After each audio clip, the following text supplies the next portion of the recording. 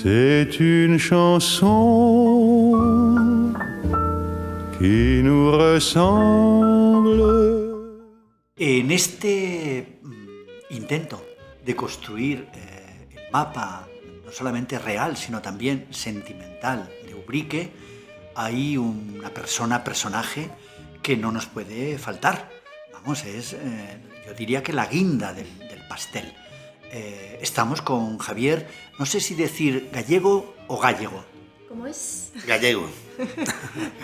Cuenta a nuestros seguidores la curiosidad que nos acabas de contar de Ubrique y el pueblo de tus abuelos, porque nos has dejado un poco en shock.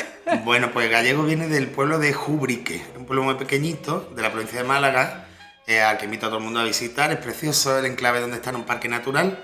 Y mi abuela paterna es de Ubrique, entonces de ahí viene el apellido gallego y el que soy ubriqueño y ubriqueño. No podías vivir en otra parte.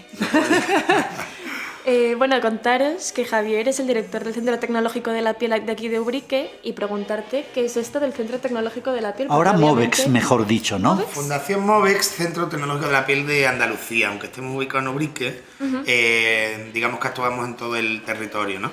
En Andalucía, Ubrique y la comarca de la Sierra, el epicentro de la fabricación de artículos de piel, pero hay tanto en Sevilla, en Granada, en Huelva, relacionado con los votos, con los calzados sobre todo, hay una serie de núcleos productivos con los que también trabajamos. Y te preguntamos qué haces tú en nuestro podcast o qué hacemos nosotros en Ubrique. Pues no sé, yo lo que hacéis ustedes me lo imagino, lo que hago yo todavía no lo sé, no estoy seguro. Yo te quería preguntar por si le puedes contar un poco a nuestros seguidores qué hace que Ubrique sea un enclave tan especial y tan único, porque siempre se dice que es donde se produce la mejor piel y mejores artículos de piel, pero ¿por qué? ¿Por qué este enclave tiene esta especie de microclima tan especial? Vale, hay toda una serie de factores, ¿no? Geográficos, históricos, incluso climatológicos, que han hecho que aquí se produzca todo lo que está relacionado con la piel, ¿no? El origen era la curtición. Actualmente dependemos sobre todo de curtidurías italianas y españolas de la zona de Igualada, que ayer tuvimos un grupo, una representación de la localidad y del sector en la zona, encabezada por el alcalde de Igualada, Marc Castell, y por Xavi Badía, presidente del gremio de curtidores. Pero bueno, todos esos factores empiezan a nivel sobre todo natural, ¿no? Tenemos agua, estamos en una de las zonas dentro del parque, del límite del parque de Grazalema, de la Sierra Natural del parque de Grazalema, y es una de las zonas con mayor pluviometría de España. La gente cuando llega al sur piensa en un clima más seco, más árido, en un paisaje más marrón, más ocre, y sin embargo estamos rodeados de verde y en un sitio muy húmedo, ¿no? Has dicho de España y yo creo que es casi de Europa, ¿no? Este año el récord, digamos, durante 2 días ha sido el lugar de mayor pluviometría a nivel mundial, 2 veces. No ha sido Londres. No ha sido Londres. Bueno, ni Londres, Ni París. ni Londres, ni las Amazonas, o la Amazonía. Y luego la sierra que nos rodea es piedra caliza, la cal con el agua que baja desde Grazalema hacia los acuíferos, el río de Ubrique y el pantano de los Hurones, que está aquí a 5 kilómetros, pues hace que ese componente de cal fuese muy bueno para la curtición. Al estar dentro de 2 parques, en medio de 2 parques naturales, pues era una zona donde se cazaba y donde se podía obtener la piel del animal que lo cazaban para consumo doméstico, ¿no? Nuestros antepasados. Y luego el parque que nos queda a la otra parte, hacia la provincia de Málaga, donde está Ubrique, es el parque de los alcornocales. El corcho sale de los alcornocales, lo desprenden del tronco del árbol cada 9 años, y eso desprende una retina, una especie de gelatina, que es muy buena para la conservación de la piel, del cuero. Y con los taninos, pues también era importante para el proceso de curtición, pues digamos que con los taninos tenemos el último ingrediente como para que aquí surgiese la curtición, ¿no? De hecho, se ha puesto en valor para esta feria las ruinas de la última tenería existente, porque desde los años 60 ya no se curte en Ubrique, a partir de el hecho de que se curtieran, pues provocó que se hicieran algunos elementos, algunas piezas, sobre todo para particulares, para el uso propio, ¿vale? Y para la ganadería, para las ferias de ganadería. Hay una pieza emblemática que es el preciso, que es una pieza muy pequeñita, sin apenas costura, y que era algo muy básico que utilizaban los pastores para llevar al monte, para lo preciso para pasar el día y tener pues el tabaco, un trozo de pan y lo preciso para aguantar en el campo mientras Que se llaman precisos pastoreaban. precisamente por eso. Exacto. Y de ahí pues evoluciona hacia el tema de los pasaportes. En Ubrique se hacían los pasaportes de todos los países, prácticamente todos los países del mundo, países de los 5 continentes. De hecho, se conservan y están en el museo los timbres, los sellos metálicos con los que se timbraban pues, porque países antes que los hoy pasaportes no eran de cartón, sino de piel. eran de piel. El mundo va a peor.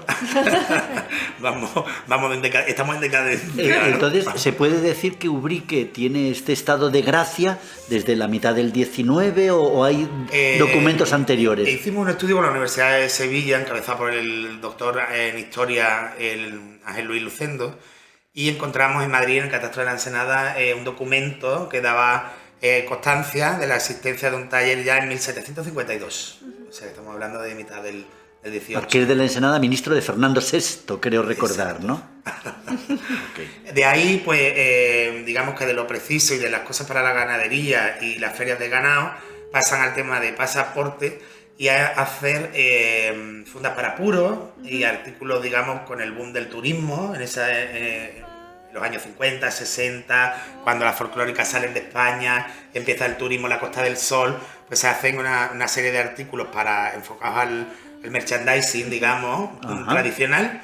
Y luego, pues, hay una serie de señores que deciden que no pueden esperar a que vengan a comprarle, ¿no? Que allí en el desfile que se hizo un homenaje a los viajantes, que curiosamente tenían que ir en burro o en caballo hasta el pueblo de al lado, unos 35 kilómetros, de allí cambiar el animal hasta Arcos de la Frontera, de Arcos a Jerez, que era donde era la estación de tren más cercana, y comprar un kilométrico. Se compraban kilómetros durante la dictadura, no billetes de Ubrique a Madrid o de Ubrique a Barcelona, se compraban kilómetros y tenían que ir parando en cada estación. Entonces se iban algunos y cuando volvían eran padres, es decir, tardaban meses en hacer todo el recorrido y iban con sus maletas, que fue la que sacamos anoche, de madera forradas de piel, que solo la maleta vacía ya pesaba, pues imaginaros que llevaban a hombros esos señores, ¿no? Hemos recopilado, esta mañana precisamente estaba hablando con uno de ellos, hemos recopilado nombres de 150 personas a las que una vez al año se le hace un homenaje para poner un poco en valor pues la capacidad, digamos, que tuvieron de riesgo, ¿no? Y de afrontarse, no era como ahora que hacemos Booking o ponemos Google, sino que aquí iban a la aventura y lo que sí repetían era el mismo circuito todos los años, con lo cual pues hay un agradecimiento a las pensiones o hoteles que se quedaban en Madrid, en Barcelona, en Bilbao, y los hijos y los nietos continúan yendo a los mismos sitios, ¿no? Un agradecimiento porque era su familia temporal durante el tiempo que estaban vendiendo en esa zona. ¿Y cuál es más o menos la edad o la década dorada de Ubrique en el mundo, justamente porque aquí se hacían los pasaportes, las cubiertas, las tapas de los pasaportes? Las cubiertas desde los 40, los 50 y demás. La época, digamos, ya más dorada es la introducción o la conexión con Francia, es decir, algún aventurero que no se conformó con Barcelona y quiso ir a los Pirineos y traspasar los Pirineos y empiezan a hacer contacto con empresas ya francesas, ¿no? Y luego, precisamente en la sala abajo tenemos a don Manuel Coronil Merino, que fue el impulsor de traer a Beatriz de Orleans en los años 60 e introducir como primera marca fuerte a Dior, ¿no?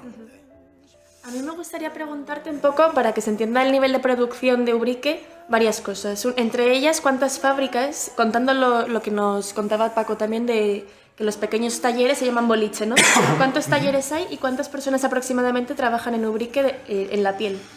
Podemos decir que empleos directos en Ubrique hay unos 3.500. El pueblo tiene unos 20.000 habitantes, censado unos 18.000, pero absorbe población de muchos pueblos de alrededor.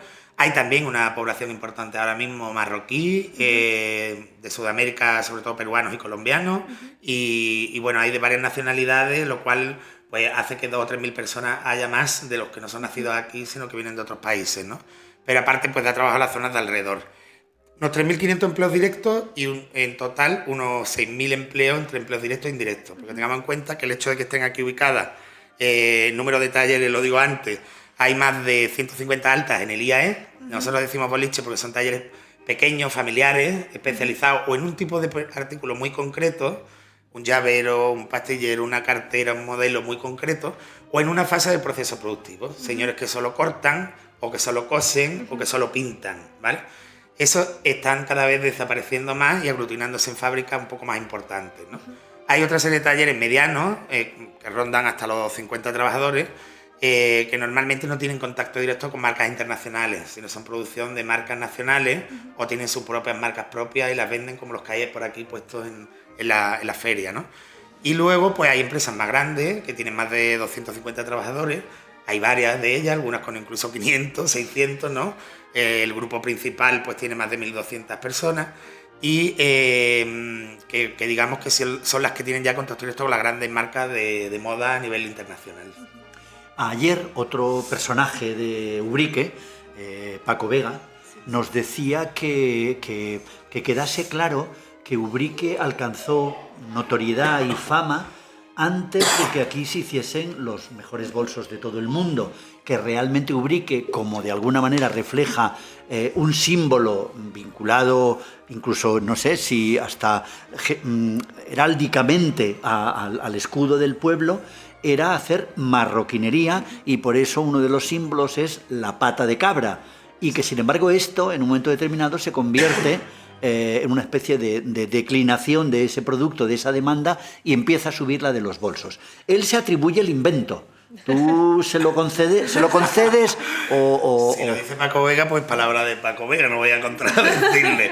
Sí, es verdad que cada persona mayor y de esa época, Andalucía estaba totalmente aislada durante la época de la dictadura del resto de Europa, ¿no? Y lo que teníamos enfrente, si miramos hacia África, pues tampoco nos aportaba a nivel cultural, a pesar de que sí tuvimos la influencia árabe, estamos dentro de los 42 pueblos blancos, una herencia y una vinculación importante, y de ahí también creemos, aunque no esté documentado, que puede venir el origen previamente incluso a lo que he contado, de las tenerías y demás, de esa influencia, y de ser una zona de tránsito entre el Estrecho de Gibraltar y Sevilla. Hay varias calzadas romanas que además están bien conservadas y demás. Pues cada persona mayor, como en esa época no estaba documentado, no hay historias y tal, Cataluña, el norte, pues tienen acceso un poco, ¿no? Por los Pirineos, a través de los Pirineos, a cierto contacto con la literatura o con la música, aunque fuera de manera de traperlo, aquí poco, ¿no? Cada persona mayor pues te cuenta la historia según su familia, se la han contado y demás, ¿no? Anualmente el día del petaquero, que es el último lunes de mayo, pues se hace un homenaje a un petaquero, a una petaquera, a un viajante, hay varias categorías, claro, porque y además, cada uno te cuenta una historia porque además diferente. La petaca está de alguna manera vinculada con la purera, está vinculada al gran consumo de habanos de Cuba, y entonces claro, probablemente la primera explosión de ese mercado debió de ser la época dorada de los puros de Cuba, o sea que nos vamos al siglo XIX tranquilamente. Aparte de los pasaportes y la pequeña marroquinería, de las pureras, hay varias historias de cómo de ahí se transita hacia el bolso, ¿no? Hay una muy bonita que además, aunque no esté documentada, sí que hay constancia porque se conservan partes de esos bolsos que están en el museo. Y bueno, Maribel Lobato, que es la persona que lo fundó y que se ha encargado de recopilar toda esa información, pues son bolsos que están hechos a través de trocitos, como un collage de los restos de los retales de piel, que para no tirar, es decir, ahora tanta cosa sostenibilidad, y ya en aquella época se preocupaban de no tirar nada, ¿no? Se hacían trozos con esos trocitos, se hacían bolsos, los cosían en su casa, ¿vale? Y los usaban ellas para ir a la compra, para trasladar las cosas, ¿no? Entonces, al ser una zona de tránsito de Gibraltar hacia Sevilla, estamos en una zona de bandoleros, ¿no? Pasos Largos, el Tempranillo, todo de toda esta comarca, Curro Jiménez, la serie famosa de televisión se rodó en esta zona. Entonces, esas señoras que venían desde Gibraltar para hacer venta de tabaco, venta de productos ingleses que no se encontraban en España y tal, pues cuando vinieron hacia aquí y querían vender sus productos, traían medias, por ejemplo, aquí no había tienda que te pudiera comprar una lencería o una simple media, pues intentaban vender. Y la gente era pobre, no tenía apenas dinero y tal, pero hacían trueques. Entonces, cuando vieron esos bolsos, las señoras dijeron, oye, pues yo me interesa esto para yo venderlo allá. Entonces, le daban mercancía a cambio de esos primeros bolsos.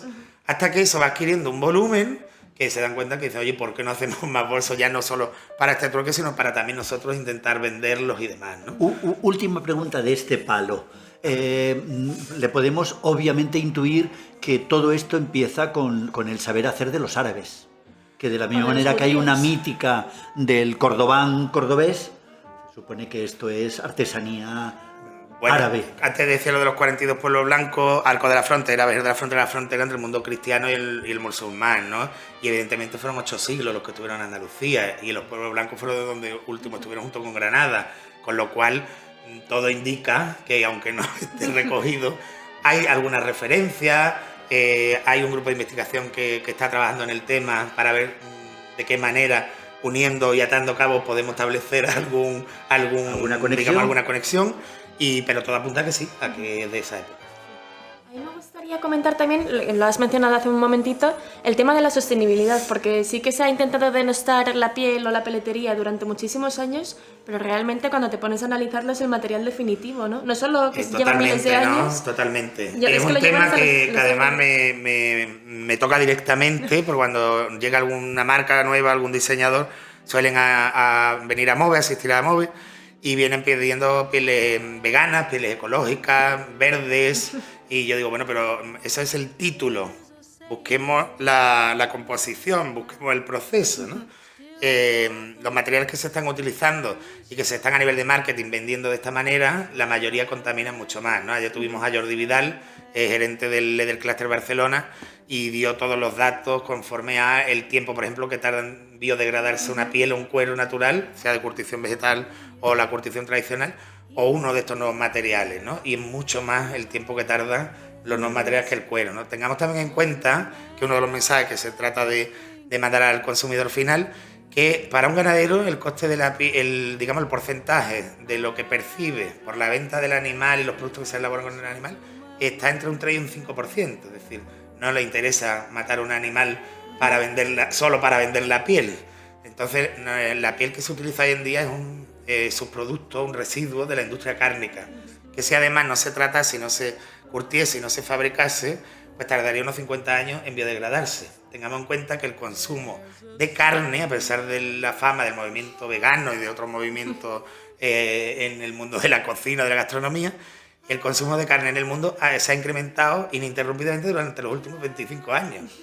Somos más personas en el mundo. Se asocia seguimos calidad de comiendo vida carne. y entonces todo el que puede comer carne, pues Y quiere comer luego carne. que a nivel de medio ambiente no son animales ni exóticos ni protegidos, hay muy poco, es prácticamente residual, necesita unos certificados CITES especiales que certifiquen que el animal procede de un país donde no está en peligro de extinción, pero prácticamente yo diría que el 98% de lo que se utiliza es piel de vacuno y de oveja, o sea, de esos dos animales. A mí también me gustaría preguntarte, que lo hemos dejado así un poco de pasada, por el tema de la curtición vegetal y la curtición tradicional. ¿Y qué es esto que vemos ahora en todas las tiendas y en las páginas web de Chrome Free? ¿Qué es eso de que no lleva cromo? Bueno, el cromo es un material que es contaminante y era un ingrediente que se utilizaba, digamos, en el proceso de curtición, ¿no? Se utiliza agua, igual que en el textil, sabemos, para un pantalón vaquero, pues se gasta muchísimo más litros de agua que para curtir una piel, por ejemplo, ¿no? Entonces era un ingrediente que se utilizaba y que el efecto negativo o contaminante era porque esas aguas las vertían en ríos que luego no tenían tratamiento y que podían contaminar pues, con su paso. Hoy en día no, hoy en día están obligados cada tenería o grupos de tenería, en Igualada por ejemplo, pues se han puesto de acuerdo a través del clúster, tienen una compartida y pagan en función del uso que hacen de esa depuradora de agua para que el proceso sea completamente limpio. Termina, perdón. Entonces, la vegetal, digamos que lo que llevan son ingredientes más naturales, es decir, los componentes que se utilizan pues son todos más naturales, no como el cromo, que tiene 6 aspectos más negativos, ¿no? Pero hay que tener en cuenta que hay varios procesos, ¿no? Y que cada tenería lo tiene desarrollado de una manera diferente. Estamos tratando prácticamente la epidermis y lo que vemos no es la piel tal cual ha salido del animal. Se le quita el pelo, hay toda una serie de pasos, se moja, después se mete en unos biombos una serie de componentes donde dan vueltas durante horas, se estira y luego ya se le da una capa final, dependiendo del grosor, dependiendo de la curtiduría, dependiendo... Lo EVE, por ejemplo, pues la famosa Napa 9000 es porque tiene 0,09 milímetros y de ahí que cuando tocamos un verso de EVE pues hace efecto tan suave, ese pluff, ¿no? Y en los efectos, por ejemplo, en la piel, en las propiedades de la piel, ¿es distinto dependiendo de si el curtido es vegetal o tradicional? Depende de la técnica, exacto. Hay materiales y cueros que son más rígidos, más flexibles, hay multitud, es un universo lo que existe en torno a esto, ¿no? Entonces, cada tenería sí que es verdad que, aunque tengan un catálogo cada vez más amplio, pero suelen estar especializadas en un tipo de animal y en un tipo de curtición. Entonces, dependiendo si lo que queremos es un bolso más clásico, más rígido, pues interesa un tipo de cuero. Si queremos un bolso más suave, más blando, más festivo, más joven, pues interesa otro tipo de cuero, ¿no? De ahí también la importancia, ayer habló Pedro de la cultura, ¿no? A nivel general, a nivel local, a nivel del sector. Y es verdad que la escuela de diseño se habla muy poco y se traslada muy poca cultura del cuero y del uso del cuero para los accesorios de moda. Nos llegan diseñadores que quieren con una piel como la Napa 9000, muy delgadita, hacer bolsos rígidos, y eso supone utilizar refuerzos, utilizar forros más gruesos. Entonces no seleccionan, digamos, el material más adecuado para poder hacer la idea o el diseño que tienen en mente, ¿no? Y viceversa. Hay máquinas para dividir el grosor de la piel, rebajarla para rebajar los bordes, pero cada capa de esas significa tiempo, significa uso de una máquina, de electricidad. Precio de minuto. Exacto, es por lo que ahora competimos. Hay una cosa que acabas de decir que me gustaría que la repitieses, porque es verdaderamente un bombazo informativo, o sea, es un titular.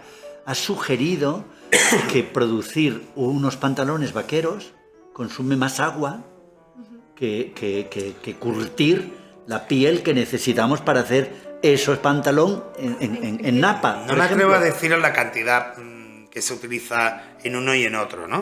Pero nosotros tenemos una lavadora. Son sobre 11.000. Aproximadamente. Y aquí voy a consultar el dato y os lo haré llegar.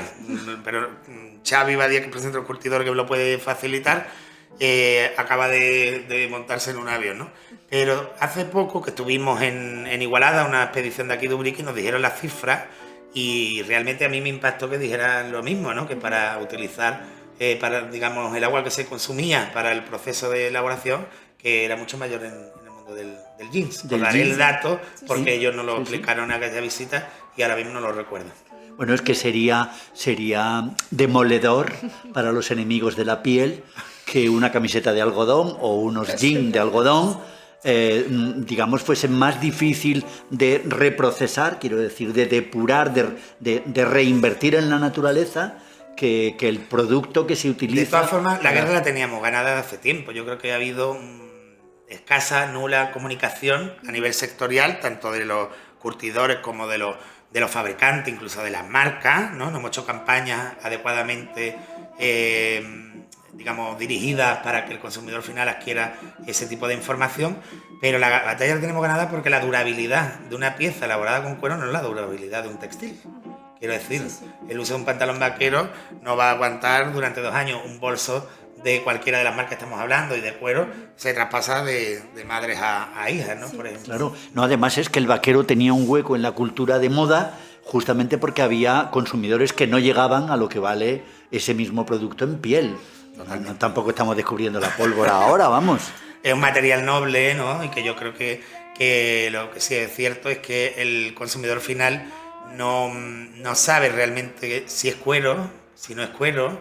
Hay materiales compuestos con un acabado, con una percepción que lo simula y que los precios no tienen nada que ver. O sea, que haría dudar a un especialista. A veces. Mira, hacemos la primera semana del mes de junio vamos a hacer un encuentro con las bodegas de los vinos del marco de Jerez, de la denominación de vinos de Jerez y del Sherry, donde está el puerto de Santa María, Sanlúcar y Jerez, y a través del Consejo Regulador y la Cámara de Comercio vamos a hacer una presentación de lo que hacemos en Ubrique y viceversa, ¿no? Porque además hay una conexión histórica, ¿no? Todo el mundo del vino de Jerez tiene una relación con el mundo inglés y con la exportación a Cuba y a las Américas, y se utilizaba packaging, no solo la funda de los puros, sino el packaging para el traslado de los vinos, ¿no? Y las marcas de Jerez están recuperando esos packaging para su gama alta de licores y de vinos, para hacerlo en madera y forrarlo en cuero y que tenga una presencia, ¿no? Y que sea duradera y que la puedan conservar, ¿no? Cuando se bebe la botella. Que va una botella de Jerez como si fuese un Rolex. Como si fuera un Rolex, exactamente, ¿no? La última que se ha hecho era para para una marca importante. Se presentó en Harvey Nichols en Londres y era una pirámide de madera forrada en piel que se abría por la parte superior, por la cúspide, y veías la botella, una auténtica maravilla, ¿no? Entonces vamos a hacer, dentro de la semana que vamos a estar relacionándonos en Jerez con los bodegueros, vamos a hacer una experiencia que la hicimos en Igualada precisamente, a los curtidores, y en Madrid, en el Instituto Europeo de Diseño, a profesores de accesorios y a directivos de la Asociación Nacional de Marroquineros, ¿no? Que se me ocurrió un día, precisamente por esto que estamos hablando, una conversación con algunos de los fabricantes, ¿no? Y lo que hicimos fue cortar unas piezas de piel de vacuno, ¿vale?, con 3 acabados diferentes. Uno anapado, uno simulando serraje y uno con una plancha y un grabado de cocodrilo. Pero eran 3 pieles de la misma procedencia de vacuno. Entonces lo que hicimos fue, se nos ocurrió vincularlo con el vino, y lo que hacemos es cantar 3 tipos de vino. Hay un sommelier que viene, canta las propiedades, pues un vino joven o un vino para de día, tal, igual que el Boso de día, de noche, o para gente más joven, más clásico y tal. Y canta las propiedades. Cuando canta las propiedades del vino y la gente lo prueba, lo degusta, vendamos los ojos, lo dejamos a oscuras y eliminamos ese sentido para que pongan ahí desarrollo en el tacto, el olor, tal, y digan a ver qué les parece, ¿no? Con profesionales de este mundo de 30 y 40 años trabajando en el sector y con curtidores, algunos no sabían lo que estaban tocando. Es decir, son tan diferentes los acabados, como os digo, de cada casa, de cada proceso se obtiene resultados tan diferentes que no sabían realmente. Es decir, si le damos la piel entera y ven la forma del animal, pues probablemente sí, pero como hicimos rectángulos iguales, exactamente iguales, cuando se quitaban la venda se quedaban algunos sorprendidos de los que estaba viendo, ¿no? Entonces, bueno, me parece que es un ejercicio interesante para que el consumidor final también, cuando va a comprar, lea, se informe, y también que a nivel institucional, que lo venimos demandando en los ministerios, la información de ese producto no sea tan mínima, que haya que llevar una lupa, y tan inentendible, ¿no? Ininteligible para el consumidor final, ¿no? Entonces al final nos deja mucho llevar por la vista, pero no hay una información clara.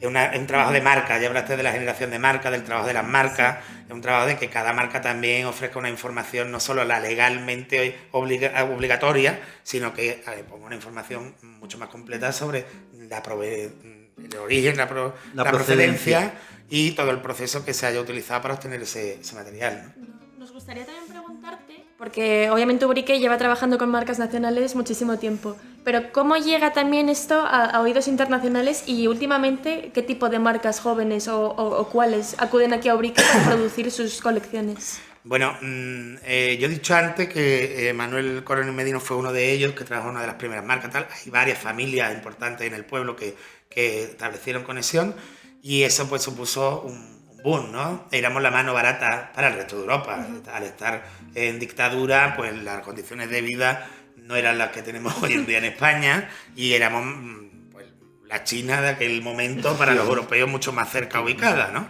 Igual que ahora, pues Portugal está produciendo con un salario mínimo de 600 euros, con un nivel de tecnología muy similar y con unas calidades pues, bastante respetables, ¿no? Y donde ha hecho y ha traído la atención de muchas de las marcas francesas a la zona de Oporto, y se está, digamos, pues invirtiendo bastante en el mercado portugués, tan cerca que lo tenemos, ¿no? Pues los precios son mucho más económicos.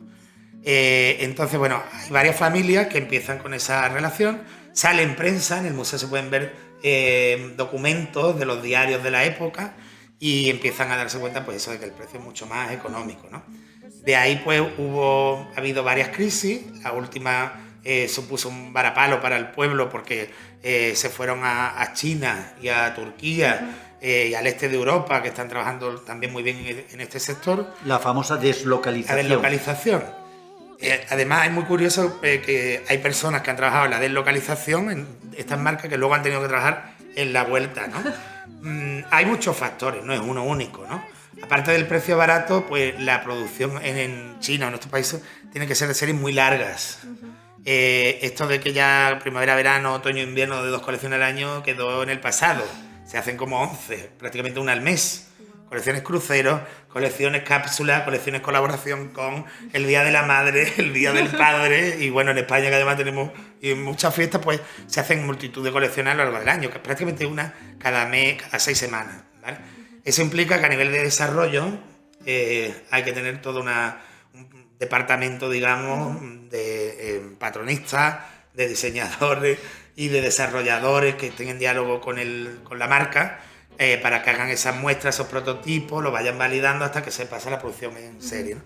Y que las colecciones cápsulas, las cruceros, pues son series más cortas, no suelen ser digamos, dentro de la estructura de colección de la marca, pues no está dentro de los básicos ni de los comerciales, sino que suelen ser un poco más arriesgadas, más de imagen, ¿vale? Con lo cual, pues, no les interesaba hacer eso en China. El desarrollo, la técnica para desarrollar esas colecciones más pequeñas y tal, igual que hacen con las largas, con los básicos. Suelen hacer el desarrollo aquí, una serie limitada, y luego lo envían para que ellos, digamos, lo repliquen, ¿no? Entonces, bueno, nosotros cuando comenzamos con Move, que se fundó en 2006, yo entré en 2008, estuvimos 3 años para lo que era la solicitud de los terrenos, no estaba clara la ubicación, debería estar clara que era en Ubrique, pero había varios pueblos compitiendo porque estuviera ubicado en esas localidades. Empezamos con una plantilla a partir de 2012 y desde entonces pues definimos un poco lo que era el nombre, lo que pretendíamos que deberían ser los objetivos de la fundación, ¿no? Entonces, bueno, la M viene de marroquinería, la MO de moda, la MV de movimiento, la X de expansión, porque el objetivo fundamental es dinamizar la industria en la localidad. Allá hablabas tú en tu ponencia de la actitud, ¿no? De qué tiene que pasar para qué, pues un poco eso es lo que detectamos en aquel momento, de que había que mover, agitar un poco el avispero, ¿no? Para que pasen cosas. Javier, nosotros estaríamos horas hablando contigo de este tema, no solamente por tu conocimiento, sino también por otra cosa que valoramos mucho, que es tu pasión en lo que tienes entre manos. Pero como el tiempo es relativamente limitado, a mí me gustaría que nos respondieses a una última pregunta que probablemente es la más delicada, y es que el pasado de Ubrique está clarísimo, pero el futuro, aunque parece totalmente resuelto, se supone que exigirá un mínimo replanteamiento. Tú que eres el que más sabes de esto, con permiso de Paco Vega, ¿cuál sería tu receta para que el camarón no se durmiese y así no se lo llevase la corriente?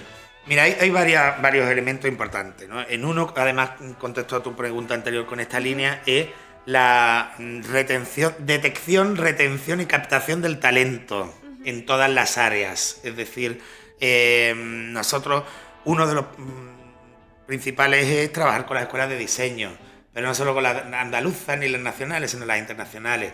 Patrocinamos en la Escuela de Amberes un premio que consiste en que el alumno que mejor utiliza la piel en el desfile que se hace en junio en el fin de curso, que es maravilloso y donde tenemos la primera fila sentado a las mayores representantes de la moda, de prensa de moda tal, desde Susi Menke hasta los españoles, pues viene una semana a Ubrique. El premio consiste en que le pagamos el viaje, el desplazamiento, el alojamiento y le hacemos un tour por los talleres, por el centro tecnológico, por el museo, de manera que él lo cuenta a través de las redes al resto de sus compañeros, ¿vale? Entonces eso ha provocado que diseñadores como el que os enseñaba anoche el bolso en la cena, pues vengan hasta Ubrique, ¿no? Lo mismo hemos hecho con el London College, con el Instituto Europeo en Milán, entonces para dar un poco a conocer las posibilidades, ¿no?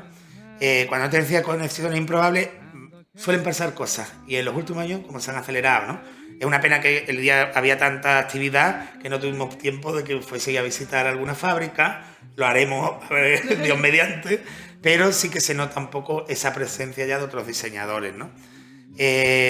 Como receta decía, nosotros llevamos también con otro proyecto que se llama Leather Connection, que igual que os he contado de los vinos, pues el año pasado lo que trajimos fueron decoradores, interioristas, gente relacionada con el mundo del interiorismo, para que no solo se hagan bolsos. Creo que uno de los retos es la captación del talento y la creación de equipos multidisciplinares. Es decir, nosotros somos fabricantes, pero necesitamos gente de marketing, de diseño, joyeros, especialistas en todo lo que significa poner a la venta un producto y que siga siendo atractivo, ¿no? Luego, la diferenciación, porque hay gremios como el año pasado fue el interiorismo, la decoración, hace 2 años lo hicimos con los cocineros. tenemos cocineros premiados, reconocidos a nivel internacional y que no utilizaban la piel en los mandiles, en las cartas, se había como perdido, ¿no?, esa relación de la piel. Hicimos unos vídeos muy interesantes sobre la relación de la cocina y la piel, donde había simulamos una comida comiendo y cortando la comida, la piel, la carta del restaurante, la carta de colores de los proveedores de la piel y tal, que se proyectó en Madrid, en Barcelona durante las Navidades, y donde muchos restaurantes pues, han puesto en contacto con nosotros y nos han pedido cosas que no eran las que pensábamos y sin embargo se han mostrado en los restaurantes, ¿sabes? Porque hacen piezas, hacen cosas que no teníamos ni idea de que podían hacerse y se ha estudiado, se ha investigado. Yo creo que tiene que diversificarse para que no todos hagamos bolsos y hagamos bolsos para marcas de lujo francesas, porque el propio mercado de lujo en sí está evolucionando y lo que consideramos lujo antes, hoy en día para un tipo de público no lo es, ¿no? Y busca otro tipo de alternativas. Los estilos de vida, alguien no tiene un estilo de vida marcado propio, sino que vamos como comportándonos de maneras diferentes en las distintas circunstancias, momentos del tiempo, personas con las que estamos, capacidad económica del momento. Entonces eso va a hacer que tengamos que desarrollar distintos tipos de bolsos o bolsos que tengan una cooperación y tú puedas mezclar uno con otro, dependiendo de si vas de viaje o voy solo a tal, y sea cómodo de poner y quitar. Y yo creo que ahí uno de los elementos que creo que se debe de trabajar es perder el miedo a la investigación. Es decir, no es un diseño solamente, no es un concepto solamente, no es algo solo estético, es más allá. Tiene que haber un equilibrio con la funcionalidad, con la conservación, con el tipo de persona que lo lleva.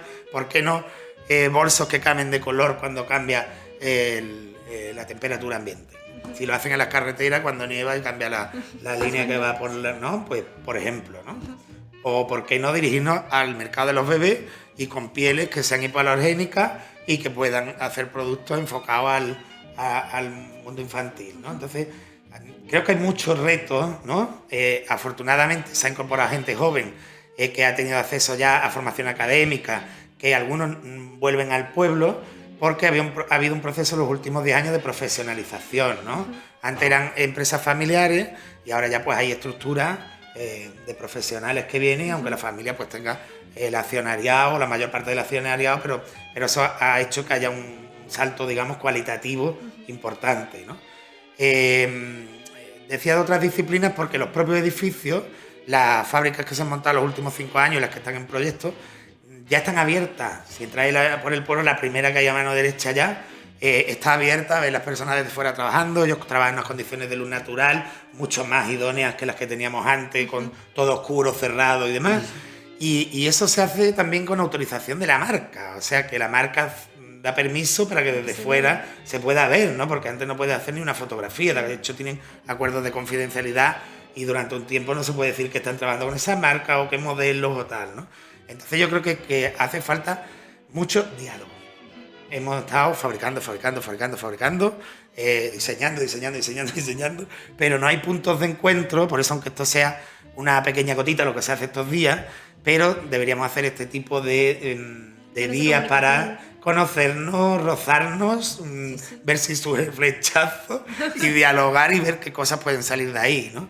Están viniendo diseñadores del mundo árabe, de Emiratos, de los distintos Emiratos, están haciendo algunas colaboraciones. ¿Por qué no un joyero para diseñar los herrajes? ¿Por qué no poder hacer colaboraciones con artistas para que luego lo intervengan y podemos con las maquinarias, por ejemplo, que tenemos, imprimir y reproducir esas obras?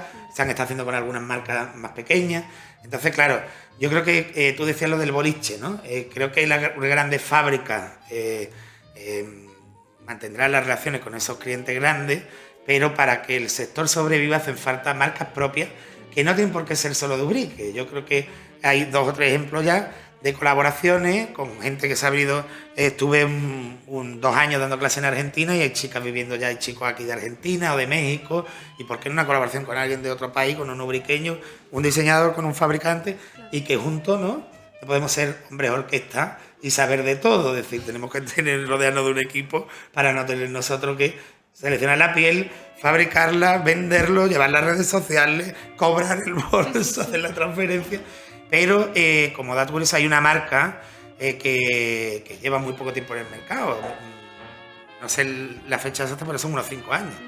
y que suena en todas partes. Lo digo porque está saliendo en prensa y además ellos han hecho vídeos orgullosos de fabricar aquí, que es Pollen, y que está haciendo muchos miles de bolsos al mes y no existía hace 5 años. Es decir, tenemos ya un referente de una marca que está abriendo tiendas a nivel internacional en las grandes capitales de la moda, que vende por internet una barbaridad y que no existía hace 5 años. Que tiene casi 2 millones de seguidores en Instagram, En que Instagram. eso es nivel gran marca de lujo. Colaboración, y es París y Ubrique, pero que no existía y que se creó aquí. Se vinieron 2 señores franceses a vivir al pueblo, a empaparse en la cultura, buscaron socios y bueno, creo que hay el ejemplo de que se hacen las cosas bien, ¿no? Y como dato curioso, y que no se me enfaden los propietarios de Pollen, el equipo, pero con los que tenemos una relación estupenda, pero es que sí quiero decir, para que se entere todo el resto del pueblo, que es que hay tanta gente trabajando en esos temas como gente hay aquí haciendo bolsos, prácticamente. Quiero decir, no es que tenemos 500, 600, 700 trabajadores y 3 llevando redes sociales. No, es que si tenemos la proporción, tiene que ser adecuada para que eso funcione. Entonces, si tenemos 300, tenemos 500, probablemente es que en la otra parte hay otros, igual otros 300, otros 500. Porque también, ya para cerrar un poco, nos gustaría preguntar, has mencionado muchas veces lo de las marcas internacionales, porque no solo Loewe, que es una marca que nació aquí en España, ha puesto el ojo en Ubrique. ¿Qué marcas internacionales han puesto el ojo en Ubrique? Esa pregunta te la voy a contestar, pero de una manera indirecta, Verdaderamente. porque como hay acuerdos de confidencialidad, no me atrevo a meter la pata, pero si bien la Semana de la Moda de París, si bien la Semana de la Moda de Milán, prácticamente todas. Incluso las italianas, incluso las Que la italianas. pregunta sería al revés. ¿Qué casa no produce Ubrique, ¿no? O sea, No producen toda la la estructura de colección, quiero decir, ni un mismo modelo se fabrica solo aquí. Es decir, allá hablábamos del Amazona de Loewe, que está permitido decirlo porque también presumen de producir en España, en Madrid, en Ubrique y tal. Pero tienen como 20 centros productivos a lo largo del mundo, cualquier marca de estas. No se pueden arriesgar por... Miremos cómo está ahora el tema político, que puede saltar. Ellos no arriesgan, ¿no? O climatológico, que estamos viendo como de repente hay inundaciones en un país. Entonces tienen hasta 20 centros de producción a lo largo y ancho del mundo. Y este es uno de los importantes, porque lo es, pero tienen diversificado su producción en distintos lugares para que no haya una amenaza que pueda hacer decaer a la marca, ¿no? Claro. Y te decía, las semanas de la moda ve y viene, y como dato curioso, yo cuando doy en charlas en algunas escuelas o alguna conferencia y tal, se lo recomiendo a los alumnos, digo, no te vayas a París porque no vas a poder entrar a un desfile si no eres amigo de alguien, vas a estar en la puerta, no te van a dejar desde lejos, como no tengas un equipo bueno, no vas a poder hacer una buena foto. Vete a Ubrique, quédate en los 2 hoteles que tenemos del pueblo, que vas a ver por allí a todos. Y además en la misma terraza, la mesa de al lado. Y el dato curioso es que en uno de estos 2 hoteles, justo a 1 kilómetro, se ha montado un helipuerto. Quiero decir que están viniendo directores de casas importantes que no pueden permitirse 1 hora y media en coche de Sevilla o 2 horas desde Málaga, 1 hora desde Jerez, sino que vienen en avión privado y cogen un helicóptero para llegar aquí y volver. ¿Qué nivel? Última pregunta, y muy pequeñita, tanto la formulación como la contestación, estoy seguro. ¿A quién hay que hacerle una estatua y ponerla en la plaza mayor de este pueblo? Pues mira, en este evento que organizamos y que se ha intervenido en Casco Antiguo y tal, la propuesta que nosotros hicimos desde la Fundación Move al Ayuntamiento es que, y para trabajar en esos equipos multidisciplinares que hablábamos y hacerlo como referencia, nos pareció una historia muy bonita el hacer un homenaje a todas esas marcas que han confiado en Ubrique sus producciones durante 40, 50, 60 años, ¿no?